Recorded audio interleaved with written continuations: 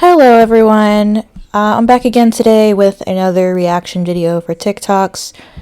This is just an entire mess of different misogynistic, sexist, and homophobic videos, so we'll get right into it.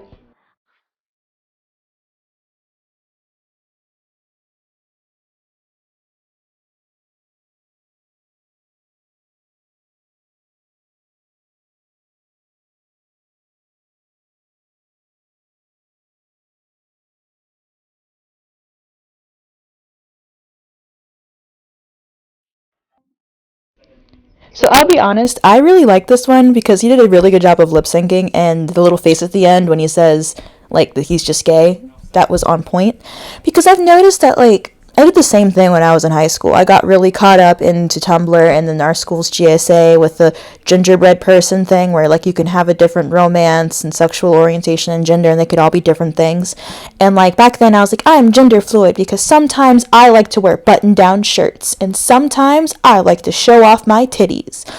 And, you know, a couple years later, here I am, like, yeah, I'm a woman, a homosexual adult female. Wow, so complicated.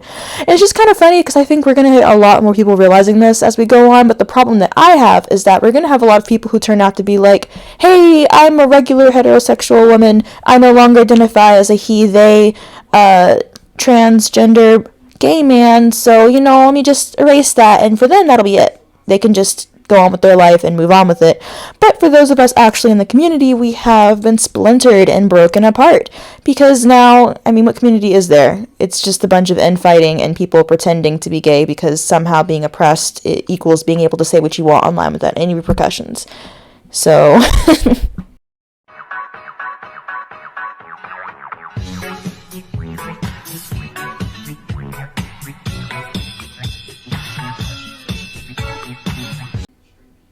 So you might notice that when she goes by she, her, hers, she's dressing stereotypically feminine.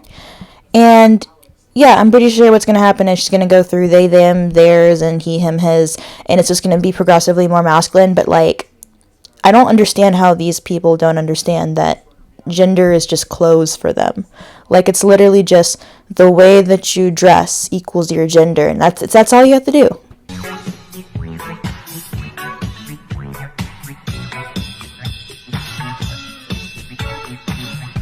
Yeah, like, that's exactly what I thought. You wear a button-down shirt and suddenly you're no longer a woman, because that's how it works, right?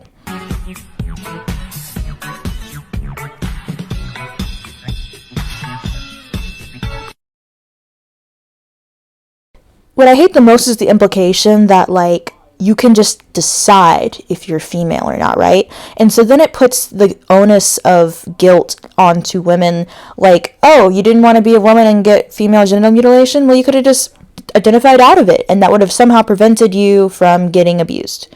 Like, they don't seem to understand that that's, like, the next step from the same things that they're preaching. And it's just very frustrating because it's like, I don't know, it seems really obvious from my point of view that even when I'm wearing pants, I'm a woman. Doesn't matter what I'm wearing or what I'm doing. That's something that's not going to change, and it doesn't affect my personality in any way, shape, or form. I really try not to comment on people's appearances when it comes to these videos because on one hand, I feel like when you do start with just attacking someone's appearance, you kind of lost the argument already. But here, I think it's pretty obvious that this man has a fetish, an autogynephilia fetish right here. He has a kink. And yeah, I'm just going to leave that alone as it is. You saw what he looked like. Okay, I know some of you motherfucking straight cis men are lying about that shit.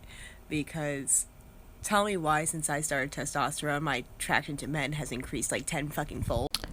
Because you are a heterosexual woman with a Fujiyoshi fetish who has testosterone, which increases your libido. Wow, oh my god, it's almost like there's science behind this. And, you know, there's no actual proof for all men are somehow gay because testosterone made you specifically more attracted to the gender that you are already attracted to.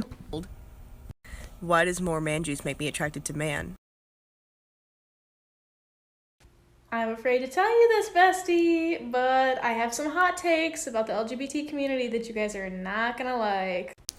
They always say they have a hot take, and then it turns out to be the coldest take ever, the most misinformed, ignorant, obvious as hell take right there. They always manage to do that.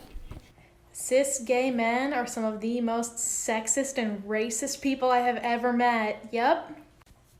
Now, I'm not going to deny this one per se because I have seen plenty of gay men say sexist things. It's just because male socialization, they do tend to treat women just in a certain way no matter if they're attracted to them or not.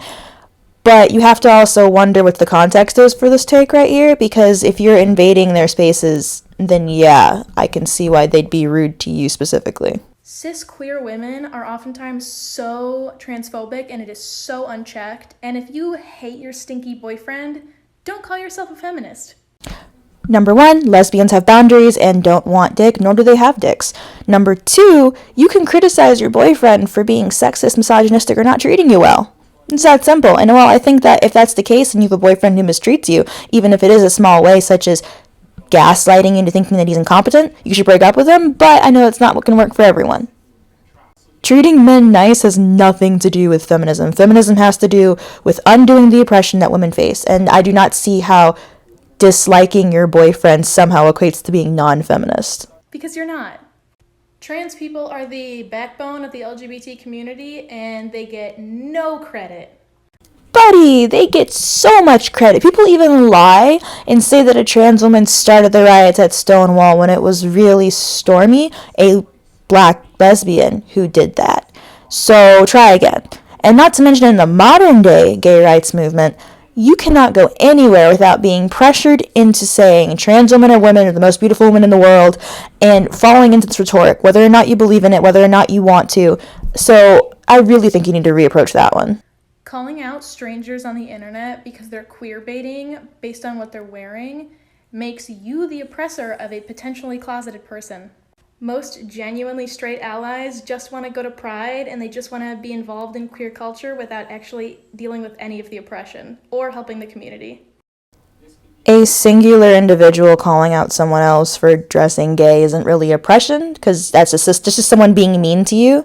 And I do kind of agree there's this kind of sense of entitlement of, oh my god, you're wearing rolled up cuffed jeans, that means you're bisexual, and if you're not bi, then you're somehow infringing on this community. Like, I've seen some really stupid takes like that. And I don't know what she was trying to get at with the straight people at Pride thing, because I kind of have noticed that a lot of straight people, especially straight women, will come to like gay bars and clubs or Pride and see it kind of as like just a fun little festival, which I wouldn't have much of an issue with if people didn't act homophobic when a gay woman flirted with a woman at Pride or in a gay bar. Like, if you're in a gay space, you can't be homophobic. Bestie, tell me how you can want to love women in a gay way when the only thing that makes me a gay woman is that I am a woman who likes other women. There is no gay flavor to attraction that you speak of that you can somehow opt into while of the opposite sex. You are a straight man who wants to cross-dress. Like, that's it. That's all it is. And you know what? I'm really tired of this aesthetics-based attraction model where like people try to like, oh, that's a gay aesthetic, like that's like that has a gay look to it. I like the lesbian aesthetic. Like, that's so weird to me, because it's like you're putting us in two boxes, you're making stereotypes out of us again, but now it's like in a weird woke way that you can somehow opt into because you think it looks cool. Like, it's not like being gay is like being goth or emo or grunge or something where you can just kind of pick up the clothing and then you are a part of that group. Like, you can't become something that you intrinsically are not. I can't switch races and become Asian just because I really, really like to, no matter how I might get surgery to adjust my eyelids or something. Like, that's just not how it works. I'm going in. Take it easy, friend. I'm the manager of this establishment. Have you ever noticed that they're always specifically calling out cis lesbians, otherwise known as lesbians who have not fallen into the gender trap, for being transphobic or gatekeeping in some way, when it really is just we have boundaries with who we want to include in our community and who we want to date? Oh, but bestie, you have a husband, and it does not matter if he's non-binary. He's a man, and that makes you straight. And the equivalence here of masculine women to men is just so freaking homophobic. I've heard this for years and years that like, oh, you want to dress like a man? Well, maybe. Why do you want to be a man so bad? Do you have penis envy? And it's like, do you not? I think, no, it's not even a question. They do not understand that no matter how you dress, no matter how feminine or masculine it is, it does not correlate to your sex, because personality and what you are, like what sex you are not related. They just for some reason do not connect those two dots. And then just we pretend that we've gone past homophobia and sexism. We really do. And then you see videos like this where it's blatantly obvious that they equivalate women who are masculine with men as if there is no difference between them. Okay. So I have a working theory that I've tried to post about before, but Clock App decided to take it down because it was inappropriate. I don't fucking know. But just as there is a neurodivergent male to alt-right pipeline, there is a trans mask to TERF pipeline. I know you're thinking that can't be possible, but let me explain.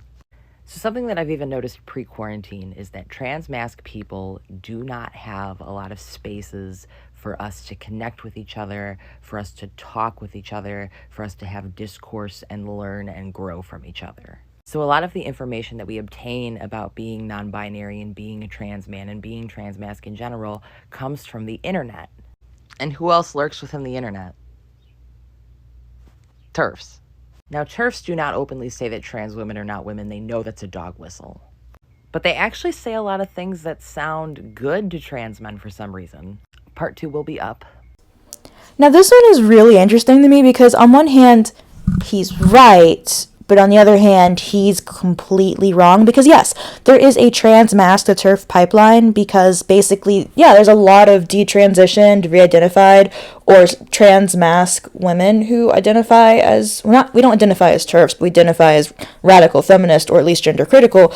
But it's not because, like, pointing out that they face unique struggles is just somehow inherently TERFy.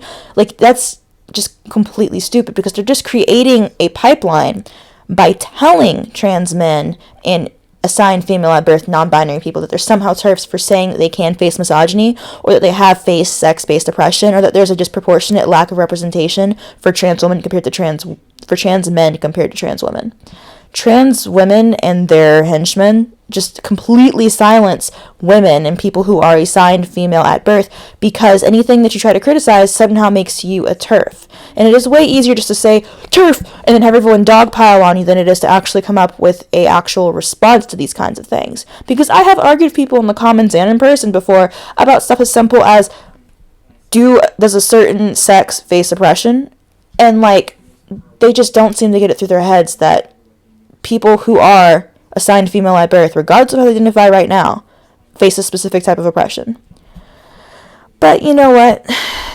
They don't want to hear the only way to end this pipeline, which is just to listen to people who are assigned female at birth. They'd rather just continue with the system as it is and then complain that there's so many TERFs out there. I need to stop saying ma'am and sir to customers at work. It's bad to assume other people's gender, but I can't help it. It's how I was raised. My mother was Southern and my father was a bottom. Something about it always confuses the customers anyway. It could be the whole everything about me, but every time I say, here you go, ma'am, here's your change, all I get is, oh, thank you. Okay, so I was also raised Southern and to be polite and to respect my elders and whatnot. And typically, especially when I worked in a grocery store, working in any kind of service industry, I would just say, sir or ma'am, or if I didn't know, I would just say, here's your change, and that would be the end of it. And if I'm accepting it from someone, I say, oh, thank you. I don't necessarily say sir or ma'am. Like, if you can't tell and you don't want to offend someone, because, yeah, I'll argue someone down, but it's not worth making a fight in public while you're trying to pay for something. You just go, okay, thanks, have a nice day. You don't have to gender everything. That's not something normal people think about. You just automatically do it, and if you were somehow confused, or even if you're just not thinking that hard on it, you just don't say anything. Suddenly, our little game of social volleyball has turned into three-dimensional gender chess, and I'm eating all the pieces. I've got her fucking money in my hands, and she knows the only way she's getting it back is if she solves my queer little fairy riddle, and I'm not giving her any fucking clues. Now all of a sudden, normal people don't think, I'm going to hold on to your change, which is illegal, your money, unless you say the words I want you to say. Like, that's not normal. You can't do that if you want, like, a customer to say please or thank you or be nice to you, and you certainly can't do that if they don't know what to address you as. And if you're living in a suburban area, they're most likely just going to give you the side eye, get their money back, and get out of your line as soon as possible because they know people like you like to throw hissy fits and center everything around your gender. Like, it's very, very self-centered to just, let me just center everything around how I dress, and if you somehow guess wrong with what is basically just a big puzzle meant to trip people up, which you've already basically admitted to, it's just really fucking self-centered. Jesus Christ. Just say you like attention and go. It's that simple. This, dear viewers, is where we part. Once again, thank you guys. I've gotten a weird amount of subscribers, which kind of puts me on edge because I kind of liked having a small channel where, like, I recognized everyone in the comments, and, like, even if someone didn't agree with me, there was still kind of politeness there. Like, there's a little bit of a community in that I recognized everyone's names, and while I am really glad to have your support, I'm sitting here like, where did you guys all come from? What happened? This is just my little weird channel that went from cartoon reviews to discussing the injustices of the world, and I am still very shook that we are approaching 500 subscribers. At the time of recording this, I'm at 450, and wow, I can't believe we got this far. Go ahead and leave a like, comment, subscribe, all that good stuff. If anything you want me to talk about, comment on, whatnot, just let me know in the comments down below. I promise I read and respond to just about everyone, and I'll see you guys next time.